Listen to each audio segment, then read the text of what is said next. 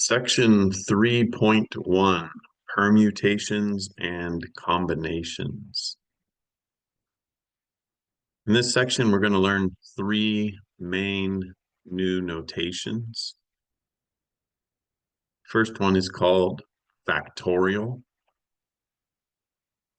If we look at our section 3.1 notes, we will see the definition of n factorial. N factorial is the product of the natural numbers n down to 1, and it's symbolized by n with an exclamation point after it. So when we see this, that means n multiplied by n minus 1, multiplied by n minus 2, and so on, all the way down to 1. That's one of the main things we are going to learn. The second main thing we're going to learn is we're going to learn about a permutation. A permutation is an arrangement of objects in a definite order. And there's a formula right here that we're going to use when we get to that. Let me actually skip down for now to the definition of combination. A combination is a collection of objects in which the order of the objects is not important. The formula for combination is right here.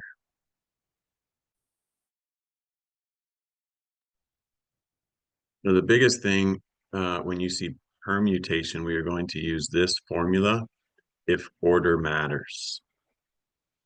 If we are doing things in a particular order, we need to use the permutation formula.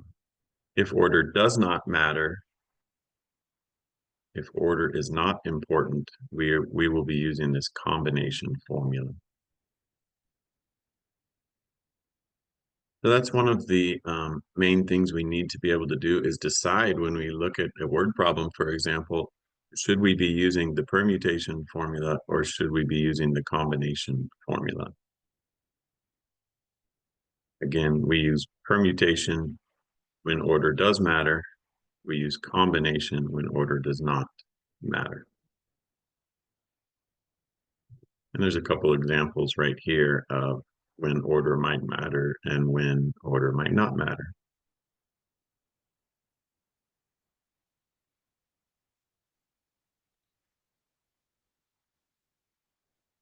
So again, when we see this, we read this as n factorial.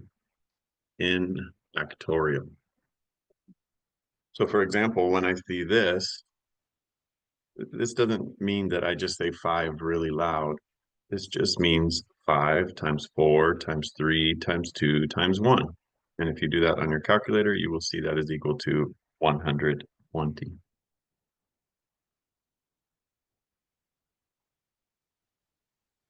So for example, 10 factorial. I would say 10 factorial. This is just shorthand for a long multiplication problem.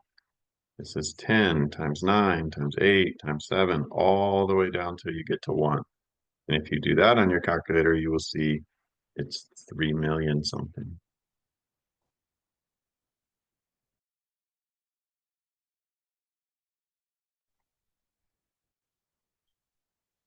So, true story.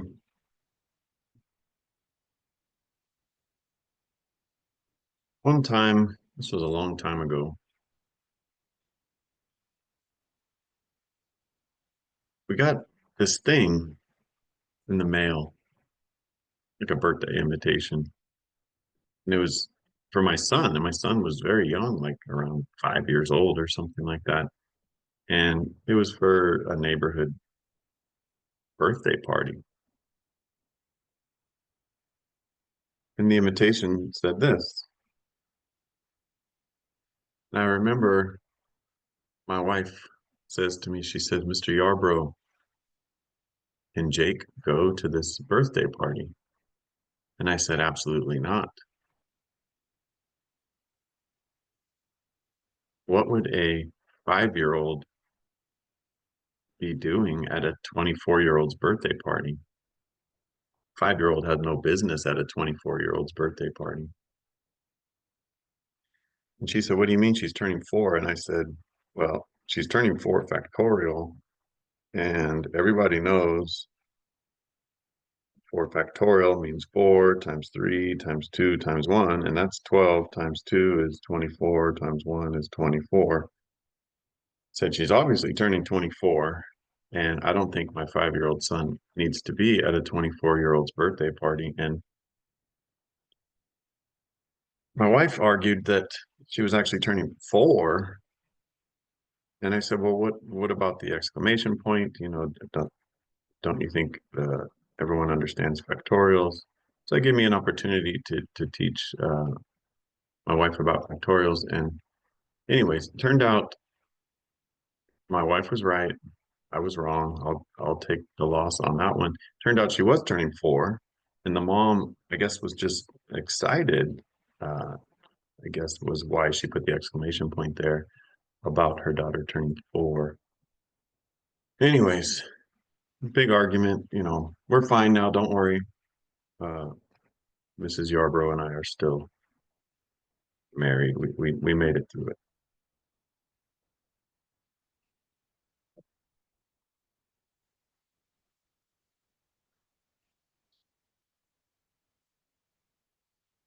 Eight books are to be arranged on a bookshelf. In how many possible ways can this be done?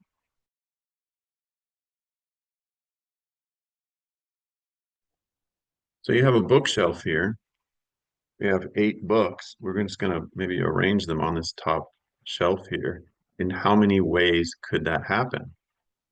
How many possible ways? Like, because you got a choice. What book is going to come first? What book is going to come second, third, fourth, and so on. We're going to put 8 books on this top shelf right here.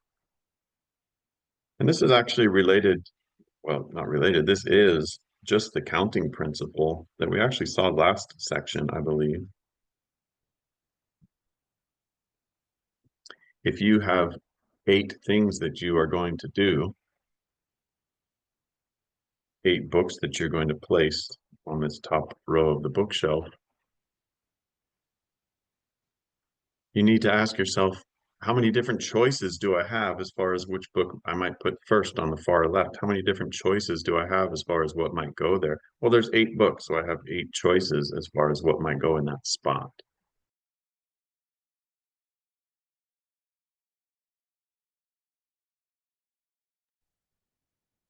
And then once we put that book there, we have to ask ourselves, well, how many choices do I have as far as what might go in the next spot?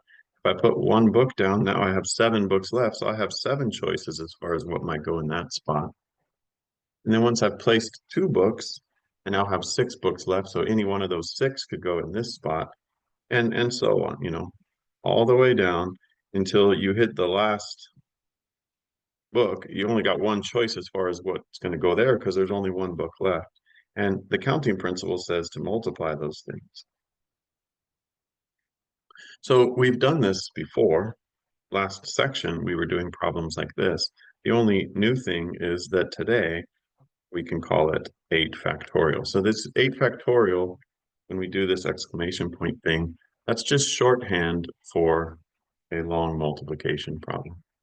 And if you go ahead and do that on your calculator, go ahead and do 8 times 7 times 6 times 5, and so on, all the way down to 1, you should get 40,320.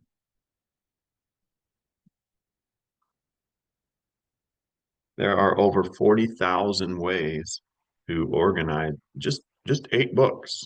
It's not very many books. It's only 8 books. There's over 40,000 ways that you could order them, is what we just found out.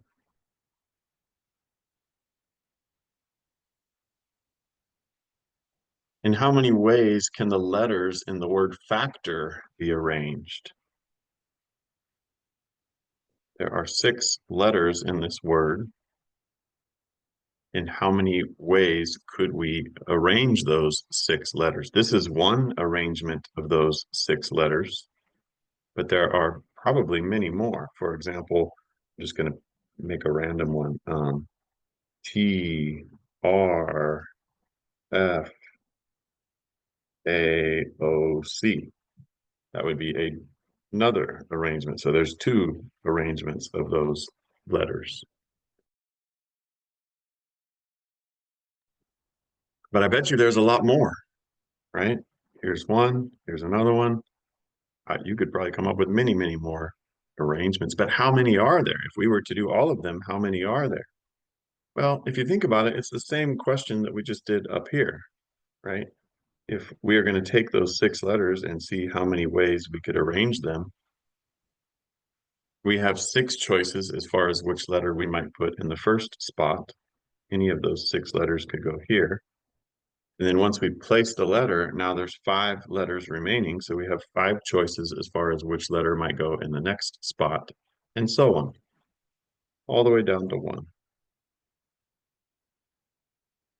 And these are multiplied to each other, multiplied by each other.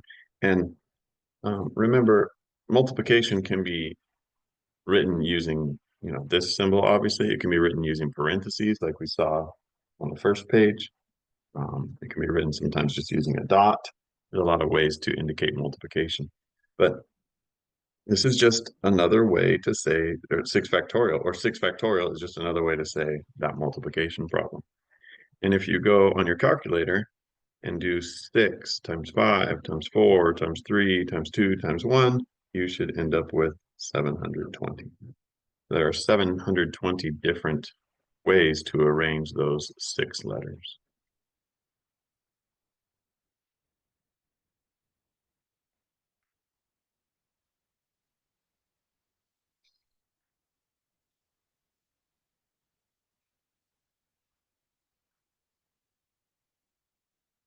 In how many ways can the letters in the word computing be arranged? In how many ways can the letters in the word computing be arranged? Well, similar to what we just did, there's 9 letters in the word computing. So based off of the last 2 problems that we just did, I hope you guys will be okay with me just taking a shortcut and saying the answer is 9 factorial. Very similar to those last 2 problems that we just did.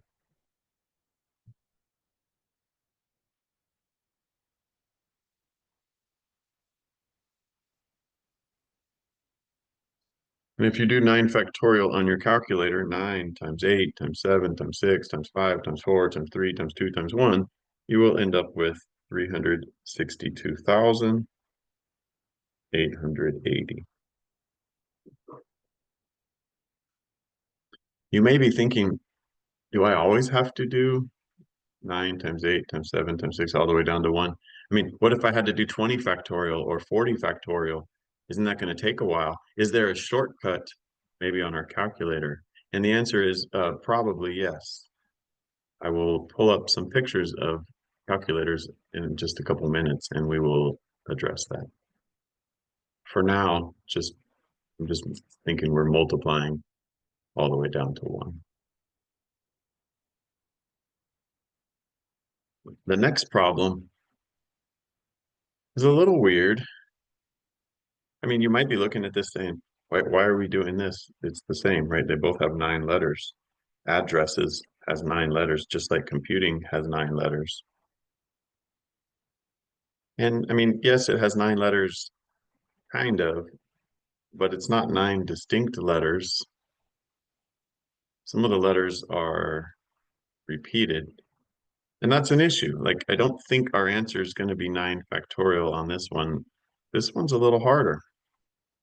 For example, in this word, if I were to trade the second and the third letter, I have a new arrangement. In this word, if I were to trade the second and the third letter, I don't want to call that a new arrangement. It looks the same as what we would have had originally.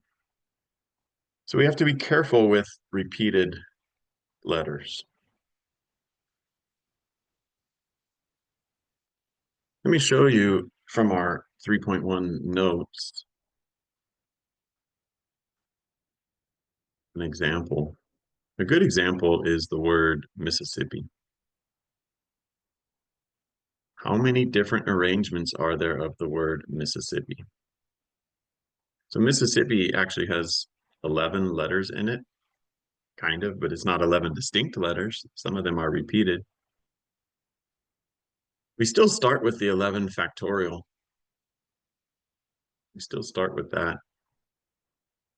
But that's not our final answer. Our final answer is going to be much smaller than 11 factorial because we're dividing by something. So what are we dividing by? This 4 factorial right here is because of the 4 s's. And then that's multiplied by another 4 factorial, and that 4 factorial is because of the 4 i's. And then that's multiplied by another factorial. This is 2 factorial, and that's because of the 2 p's. So what you need to do is go 4 factorial times 4 factorial times 2 factorial, get a final answer for the bottom number, then take the top divided by the bottom, and that's how you will get your answer here. So let's apply that to our example that we're looking at with the word addresses. Here's the formula for what I'm talking about when you have doing a permutation where some of them are identical, like you have repeated things.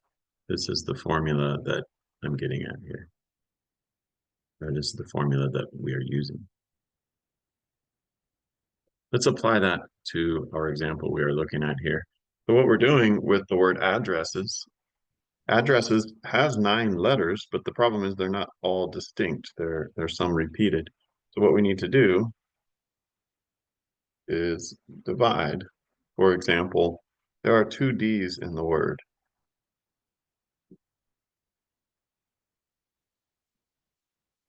There are 2 E's in the word. And there are 3 S's in the word. So you notice I put 2, 2, and 3. That was because there are 2 D's. This is because there are 2 E's. This is because there are 3 S's.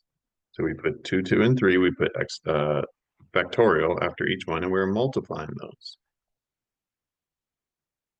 We need to do the math on the top and the bottom separately, get our 2 answers, and then do the division. Okay, I already know the answer for 9 factorial. We just did that in the previous question.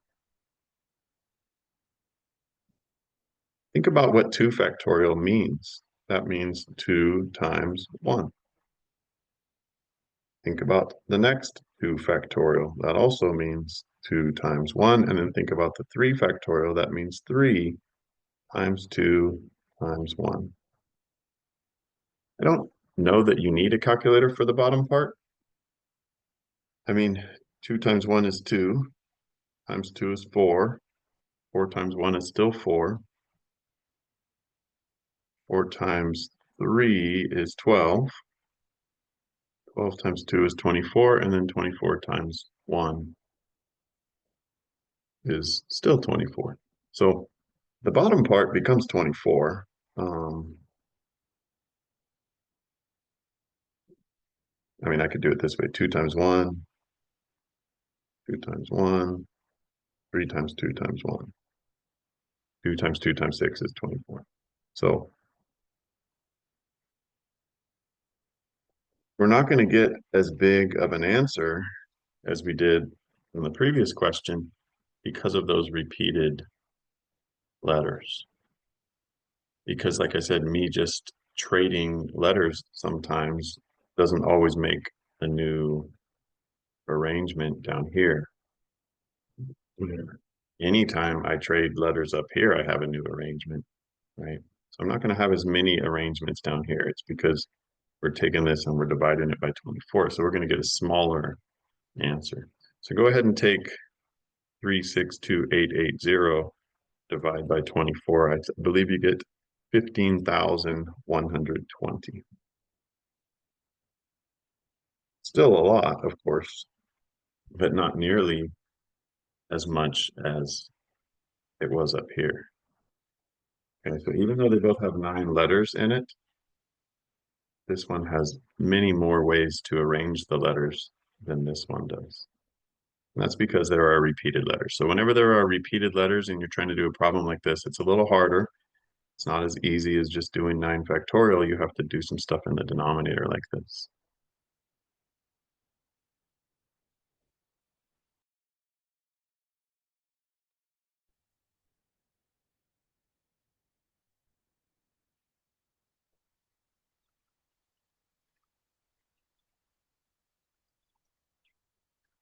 College golf team has 12 players.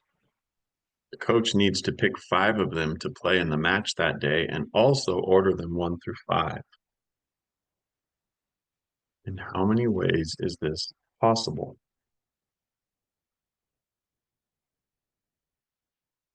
So in some sports, college, high school, there's a lot of people on the team possibly, but that doesn't mean they all get to play in the game or the match that day. So on this particular college golf team, there's 12 players on the team, but on game day, only 5 of them get to play, or only 5 of them, their scores count. Maybe the other ones, might play for fun or, for practice, but their scores don't count towards the game. And so there's 12 players, but only 5 of them are really going to play in the match that day. And so the coach needs to pick which 5 are playing that day, but also needs to order them 1 through 5. Because the way that a lot of these sports do it, like they say, okay, you're our number 1 player, you are the number 2 player, you are the number 3 player, and so on. I believe, for example, like high school tennis, they have someone who's the number 1 singles player and then someone who's the number 2 singles player, and so on. My kids both played badminton in high school, and it was the same way, same thing that we're talking about here. So this is a pretty common thing. We need to pick 5 of the 12, but that's not it. We need to pick 5 of the 12 and also put them in a particular order. And this is where permutations and combinations come in.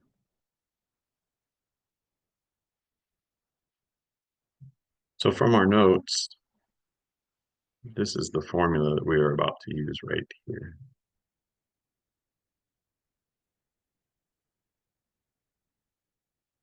This is the formula that most textbooks use, although on many calculators, it's slightly different notation.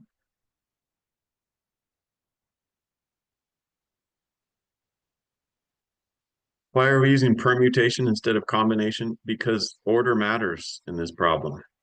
I'm not just picking 5 of the 12, I'm also putting them in a particular order. When order matters, when order is important, you have to use permutation. When order does not matter, we use the other formula called combination, which maybe we'll do in the next problem.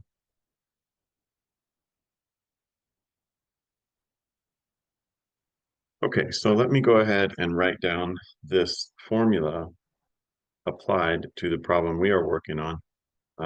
Our n is going to be 12, our k is going to be 5. N is always the larger of the 2 numbers. And so according to the formula, it's going to be 12 factorial over 12 minus 5 factorial. Okay, so the n is on the top, n factorial, and then n minus k factorial is on the bottom. Let's go back to our problem here. So there's the formula. That's what we do. That's called a permutation.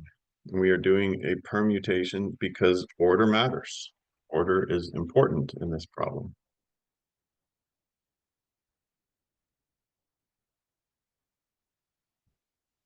So in a word problem like this, your first decision should be, are we using permutation or combination?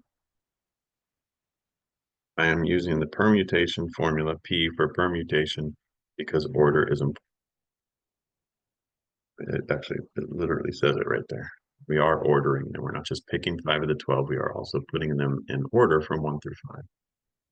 Okay, so how are we going to do this? Um, well, 12 factorial, 12 minus 5 is 7, so that means 7 factorial.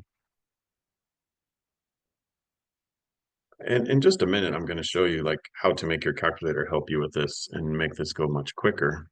For the moment, though, let me go ahead and actually do 12 factorial.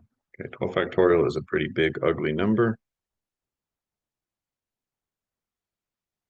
479,001,600.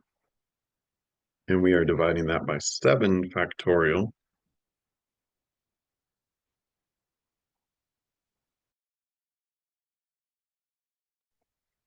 which is 5,040. That's 7 times 6 times 5 times 4 times 3 times 2 times 1. On the top, that's 12 times 11 times 10 times 9 times 8 times 7, all the way down to 1.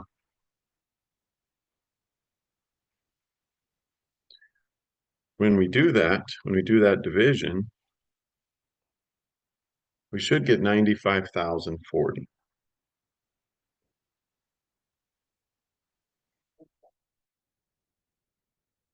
It's our final answer, 95,040. There are over 95,000 ways to do what we're talking about doing right here. With 12 players, if we're going to pick 5 of them and put them in order, there are over 95,000 ways to make that happen. Over 95,000 ways to do that. That's a lot.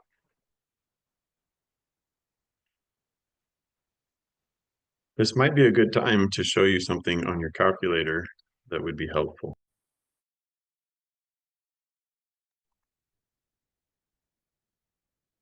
Everyone has different calculators, so I can't promise that I'm going to show you exactly your calculator, but I'm going to show a couple of the more popular ones. First, I will show you on my calculator how to do a permutation, specifically this one, where we have 12 people and we are picking 5 of them and we are putting them in order. I have a TI-84.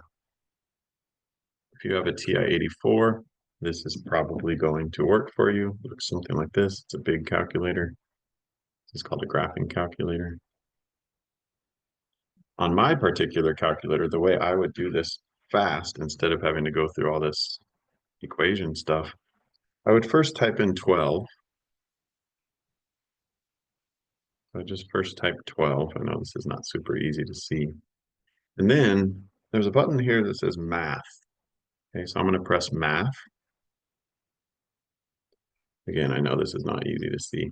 See up there on top, it says PROB. That means probability along that top row, PROB. So I'm going to use my arrow to get over to PROB. And once I'm in probability, you can see, let me try to make so we can see it. I have some options. See that second option has a P there? That P is for permutation. The third one is for combination. And the fourth one there, I don't know if you can tell, that's an exclamation point. So you probably don't have to do like all those factorials we've been doing. You probably will be able to find an exclamation point on your calculator and do it that way.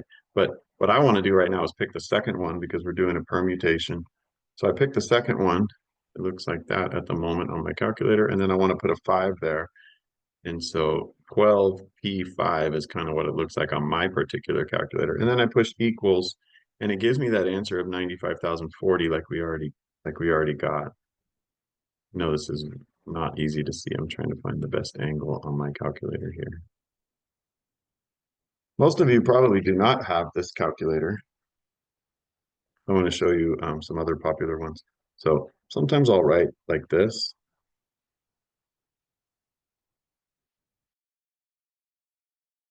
And when I'm doing that different notation, I'm doing this notation because that's what most textbooks use, but then this is sort of what it more looks like on your calculator. So that's kind of the same thing. The P is for permutation. So how might this look on some other calculators? Let me share my screen and go to a couple of popular calculators. Here is a very popular calculator. So it's a sort of TI, Texas Instrument, from their 30 series. This is a scientific calculator. In this case, you see the button right there. It says PRB towards the top left. That is the button you would like to push right there, PRB. If you have a calculator that looks like this, find the button that says PRB. Once you press that button, you should see something about P for permutation, C for combination, and you probably also see an exclamation point that you can use if you're just doing a regular factorial problem.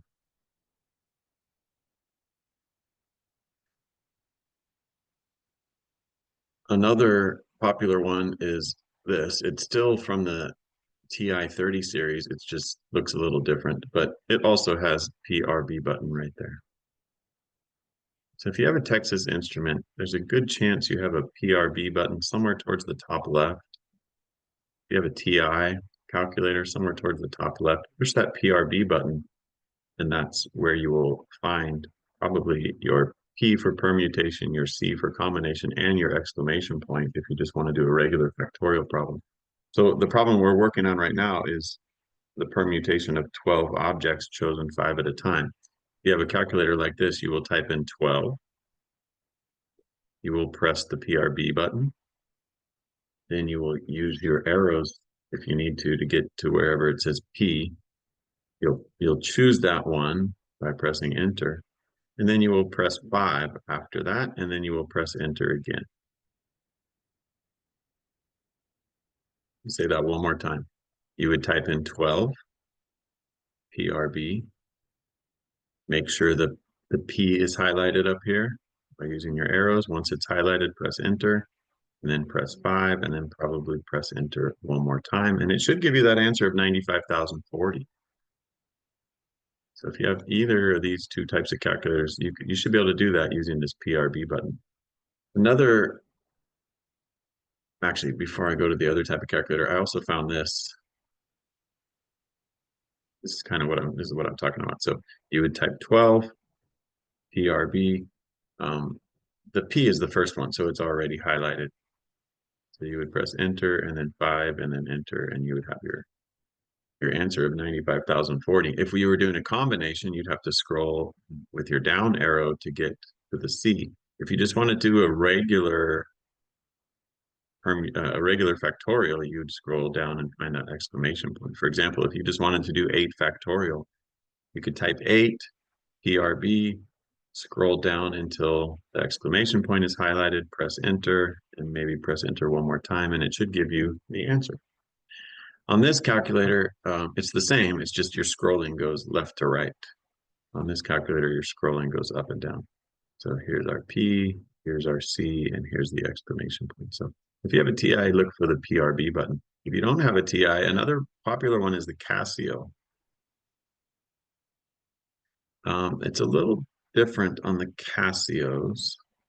If you're just doing a regular factorial, you see it's actually right here. Let me see if I can blow this up a little bit. Right above this button says X factorial. And so since it's above a button, we have to press shift before we press that button. Say I wanted to do just a normal factorial, like 8 factorial. I could type the number 8 and then press shift, this button here, and that would put an exclamation point after the 8. And then of course we could go press equals and it should tell me the answer. So your factorial button is right here, probably, if you have a calculator like this, which is another very popular one. Your permutation and your combination buttons are also above some buttons, probably above your multiplication. You should see the P. Above your division, you should see the C. So say we were doing the 12 and the 5, like we were just doing the permutation in this last problem. You would type in 12. Then you would have to press shift and then this multiply button, and then that will access the P. And then you'd probably have to press 5 and then equals. Okay, so again, you type 12, shift, this multiply button, 5 equals. And that should give you 95,040. If you were doing a combination instead, you would simply choose this one instead, the C instead of the P. Those are the most popular ones, and I hope I helped most of you. If you are not seeing your calculator, like your calculator doesn't really go along with whatever I just showed you, well, you should Google and see if there's a way for your calculator to do it. You can go to Google and just say, I would type in like the name of your calculator, like whatever it says on the top here, and then something like how to do permutations and combinations and see if there's an explanation. If your calculator is not a scientific calculator, if it is a more basic, for example, four function calculator where it mostly only does add, subtract, multiply, divide, then it probably does not have these buttons on it. So you probably need what's called a scientific calculator in order to do what we're talking about here using the shortcut buttons.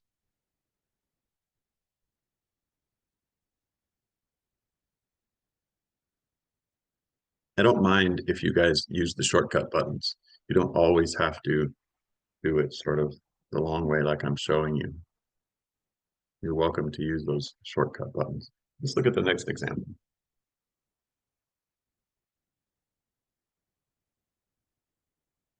High school FFA club has 12 members.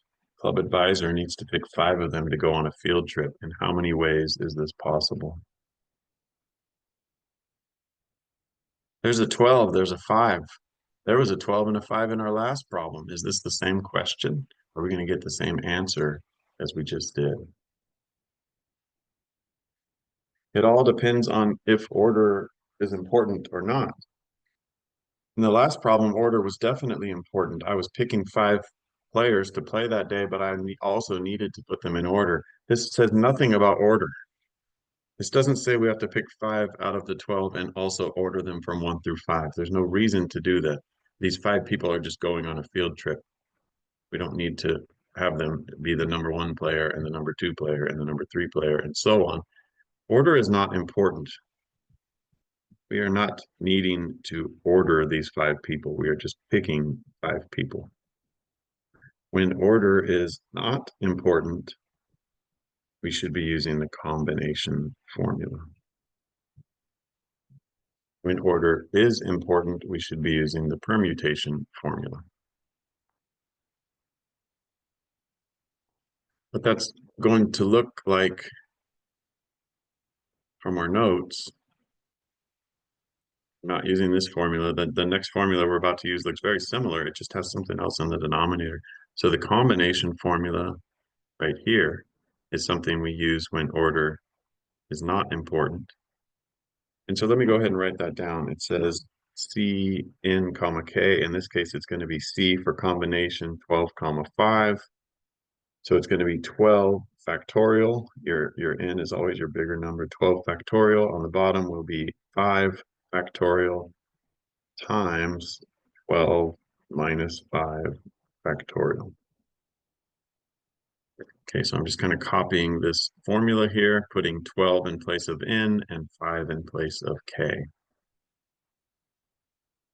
A lot of calculators, it looks more like this.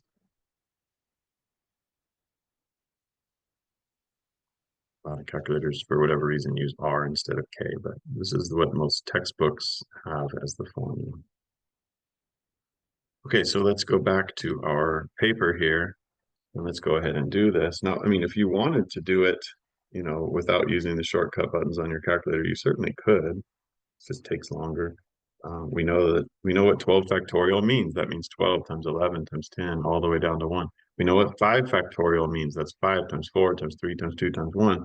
And that's going to be multiplied by 12 minus 5 factorial, which of course is 7 factorial. That's 7 times 6 times 5 times 4 times 3 times 2 times 1. You can do that if you want to.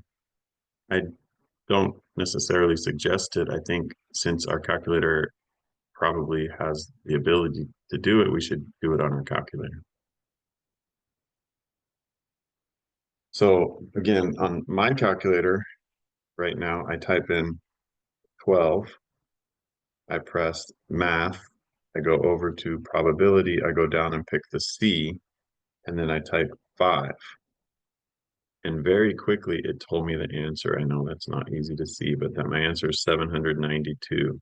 See that 12C5 right there? 792 should be the answer to this.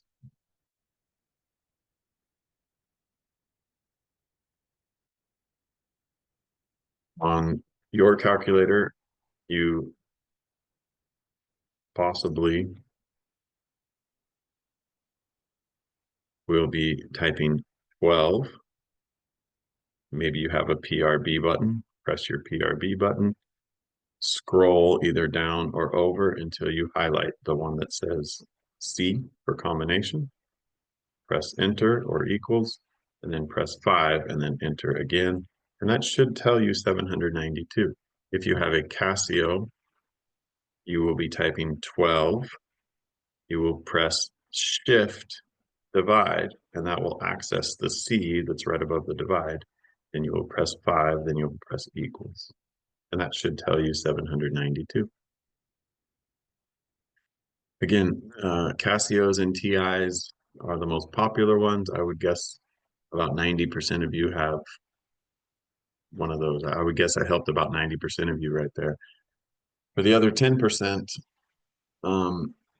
you might have just a different brand, and you're going to have to Google that and see if you can figure out how to do that. Of course, you're welcome to ask me. I can try to help.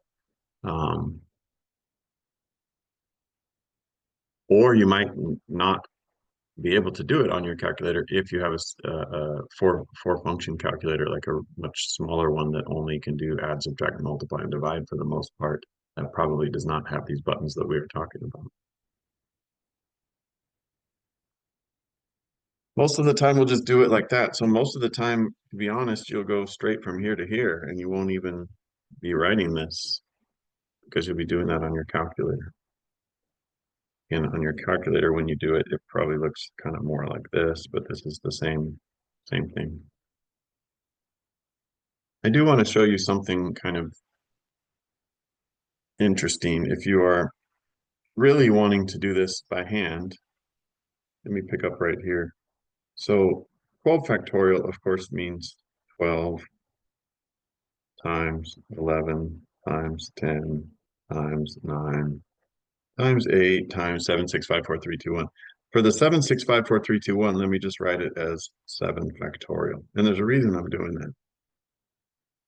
Because watch what I'm about to do on the bottom. The bottom is 5 times 4 times 3 times 2 times 1, but also times this 7 factorial. And the reason I wanted to leave the top with that 7 factorial is so that I could cancel like that. When it's all multiplication, like I have, you can make cancellations like we just did there. And so I guess I'm mostly talking about people who maybe don't have these buttons on their calculator and you want to try to do this with without a scientific calculator, you want to try to do it with a four function calculator. It's going to save you time to do something like we just did here. Go ahead and do, 12 times 11 times 10 until you get to this number here. Stop there, or whichever one's bigger out of these two, I would stop there. And then just write that as that factorial, and then you can cancel like we just did. And so then all you're doing is 12 times 11 times 10 times 9 times 8 on your numerator, which is 95,040, which is interesting because that was the answer to my previous question. But then you're dividing by 5 times 4 times 3 times 2 times 1. So go ahead and figure that out separately. Do the top and the bottom separately, and then do your division at the end. So at the end, do your 95,040 divided by 120. That's how you will get 792. So if you really want to do it sort of without using the fancy buttons, the shortcut buttons, this is probably going to save you a little time, what I just showed you. Do a cancellation like that. Make sure you get your answers separately for the top and bottom, and then do a division out of that. If you don't do it that way, It's not you're not going to get the right answer because what I see a lot of people do is they do 12 times 11 times 10 times 9 times 8, and then they press divided by 5, and then they go times 4 times 3 times 2 times 1. That's not going to work because the 4, 3, 2, 1 is not going to be a part of the denominator when you do it that way. It's only going to be divided by 5, and then that answer is going to be multiplied by 4, 3, 2, 1. But you want 5, 4, 3, 2, 1 to all be in the denominator, all be part of the division. So that's why you have to do it separately, like I just talked about. Okay, again, most of you will not do this. Most of you will not do this at all. Most of you will just do this real quick on your calculator and go directly from here to here, and you have your answer.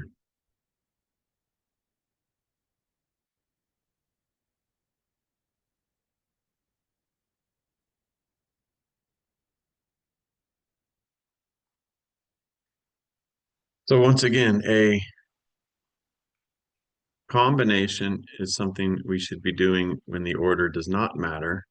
A permutation is what we should call it when the order does matter.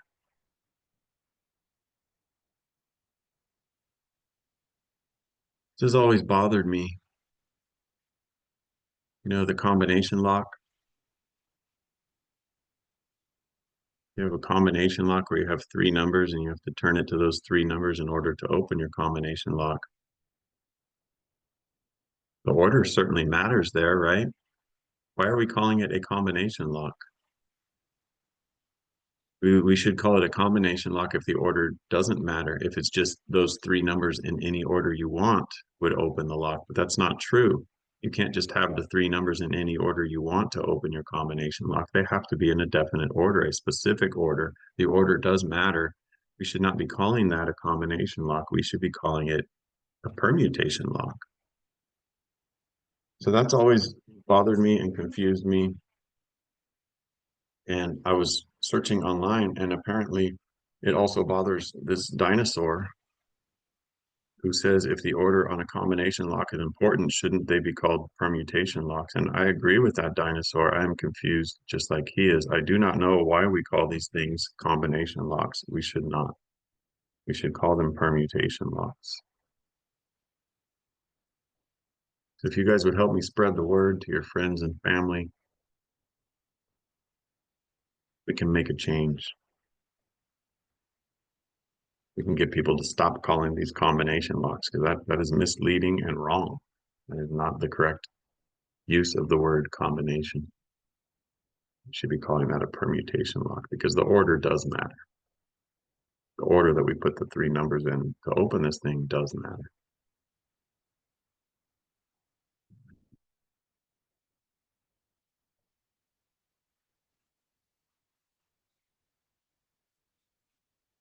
From a standard deck of cards, how many five-card hands are possible?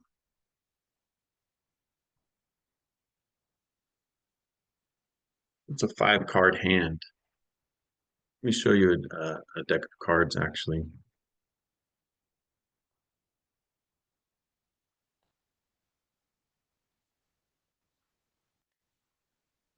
Here's a deck of cards.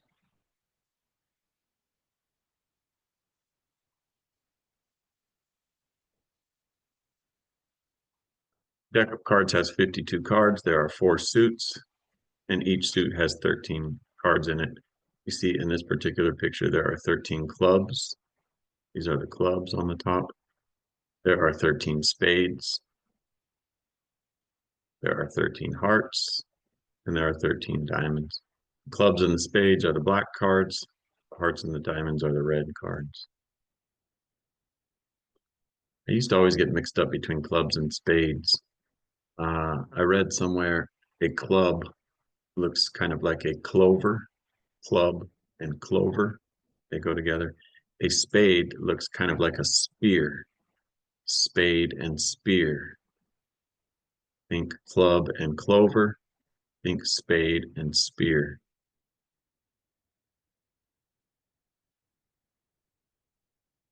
Five card hand is just any collection of five of these cards. If you are playing a card game and you are required to start the game with five random cards, the dealer will randomly deal you five cards. There's a lot of ways to get five cards. The question we're looking at says how many?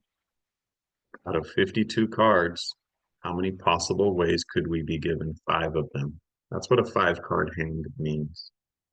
Just you are getting 5 random cards out of these 52. So if you think about it, when we are getting these 5 cards, when you're playing a card game and you're getting these 5 cards, the order that we get the cards in is not important. It doesn't matter which card we got first and which card we got second and which card we got third and so on. It just matters which 5 cards we have in our hand. Order is not important. Since the order is not important, we should be using a combination formula right now.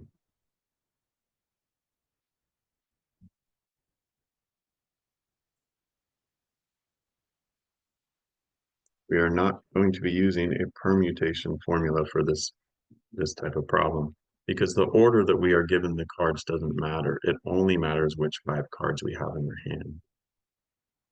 There are 52 cards. I'm using C for combination. There are 52 cards in the deck. We are seeing how many ways could we pick 5 of them. How many ways could we get a collection of 5 out of those 52? And that's really it. This is going to be our answer. I'm not going to go through all the work. I'm going to encourage you to use the shortcut buttons on your calculator. So again, you will type 52. You will go access wherever you see combination. We've just talked about that quite a bit in the last few minutes. And then you will press 5, and you should get an answer of 2,598,960. There is that many ways to get a random 5 cards out of 52 cards. That's a lot.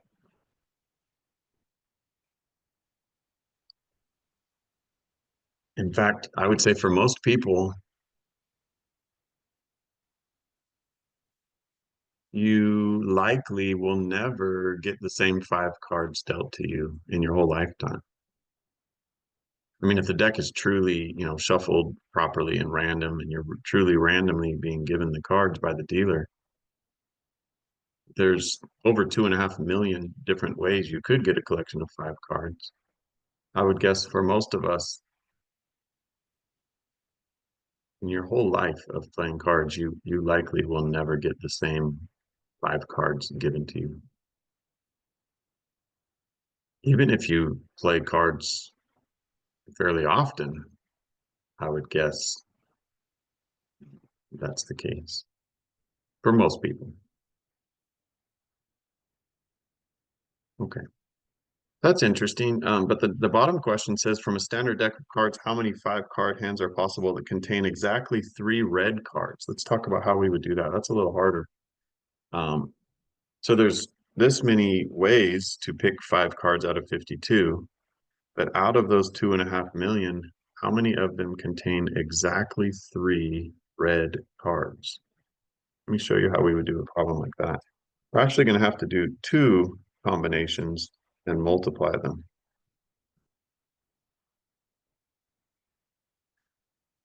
The first combination, I'm going to say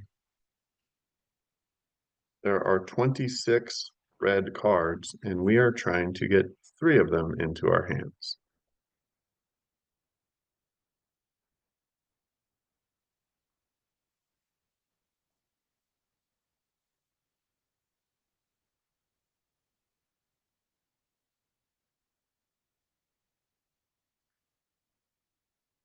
There are 26 red cards in the deck.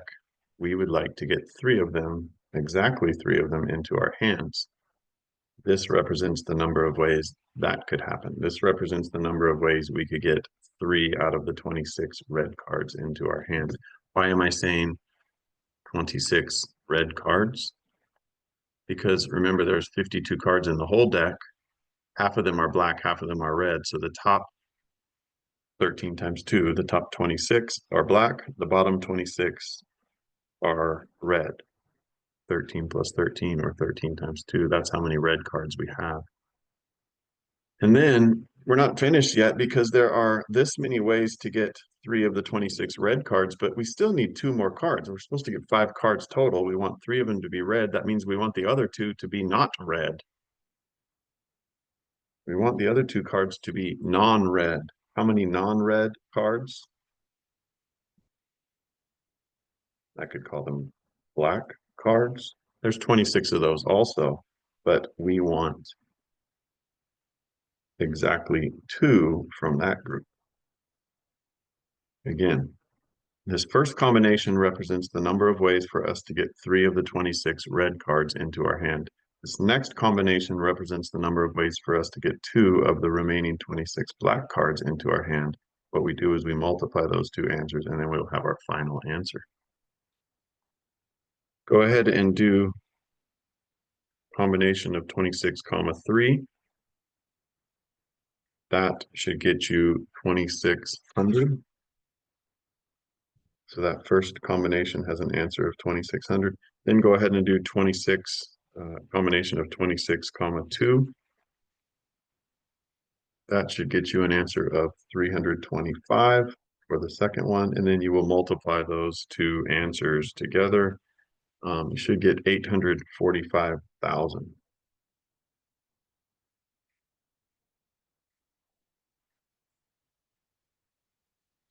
So there are over 2.5 million ways to get 5 cards into your hand, but there are 845,000 of those that have exactly 3 red cards.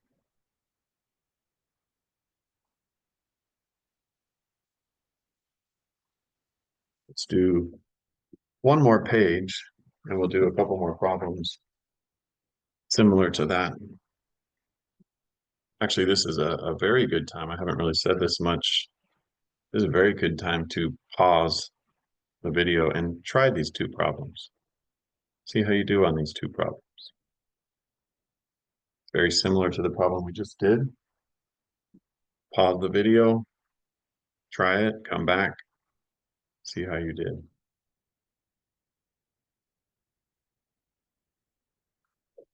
So if we want a 5-card hand with exactly 2 kings in it, you got to think to yourself, how many kings are in the deck? I need 2 of those, but how many kings are there in the deck? There's only 4 kings in the deck, and we're picking 2 of them. There's only 4 kings total in the deck, and we're trying to pick 2 of them. And we want the rest of them to not be kings. If you look at your deck of cards, see the 4 on the far right? Those are the kings. There's only 4 kings out of the 52, and we are trying to pick 2 of them, exactly 2 of them. So that's where this comes into play. There are 4 kings in the deck total. We would like to get 2 of them into our hands, exactly 2 of the 4 kings. But that's not it, because I still need 3 more cards. We need 5 cards in our hand total. 2 of them are supposed to be kings. That means the other 3 are supposed to not be kings. So now you got to think to yourself, how many not kings are in the deck? How many non-kings are in the deck? How many cards are there in the deck that are not kings? Well, there should be 48 of them. If there's 52 cards total and 4 of them are kings, then 52 minus 4 is the rest of them, right? 52 minus 4 is 48. The other 48 cards, besides the kings, are the non-kings, right? So 52 minus 4 is why I'm saying 48.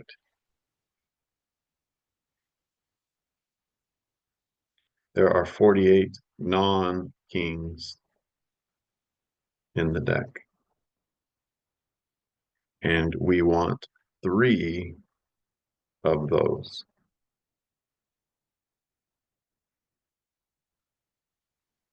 So the first combination represents the number of ways to get 2 of the 4 kings into our hand. Second combination represents the number of ways to get 3 of the 48 non-kings into our hand. We're supposed to do them separately and multiply those 2 answers, and that's our final answer. So do the 4C2 first. Should get 6. That's equal to 6. Then do the next one. Do the 48 C3. Should get 17,296.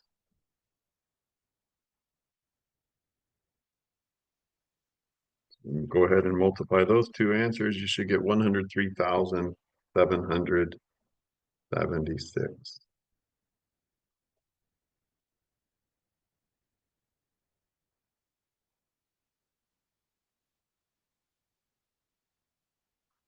103,776 different 5-card hands that contain exactly 2 kings. For our very last problem, it's going to be very similar. It says how many 5-card hands are possible that contain exactly 2 face cards? Exactly 2 face cards. Let's make sure we understand what that means first. What is a face card? A face card is a card with a face on it. It is these 12 cards on the far right. The 4 jacks, the 4 queens, and the 4 kings. They have faces on them. And so when we talk about a face card, it literally just means a card with a face on them. And there are 12 of those. It is these 12 on the far right here. So if we want exactly 2 face cards, we want to know how many ways we can get 2 of the 12. There are 12 face cards total in the deck. We would like to get 2 of them in our hands.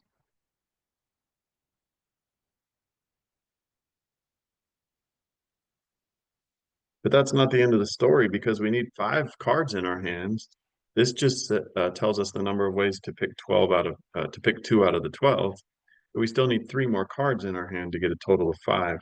So we need 3 more cards in our hand, but we need those 3 to come from the non-face cards because we want exactly 2 face cards. I already got 2 face cards. We need to make sure we get these 3 from the other cards that are not face cards. So you need to ask yourself how many non-face cards are in the deck. Should be 40, right? If there's 52 cards total and the 12 over here are the face cards, then 52 minus 12 is 40. There should be the other 40 over here on the left that are not face cards. So basically 52 minus 12 is 40. And so there are 40 non-face cards in the deck, and we want 3 of them.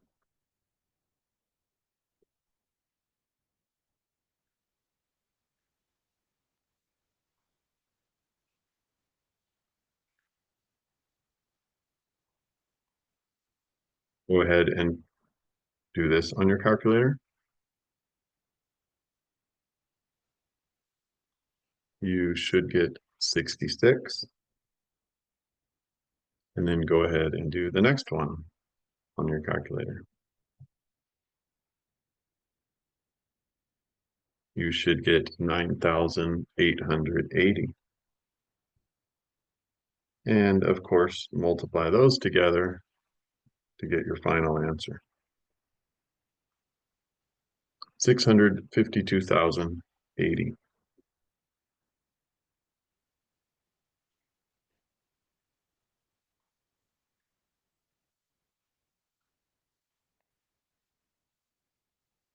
Final answer. That brings us to the end of the lecture. Thank you for watching.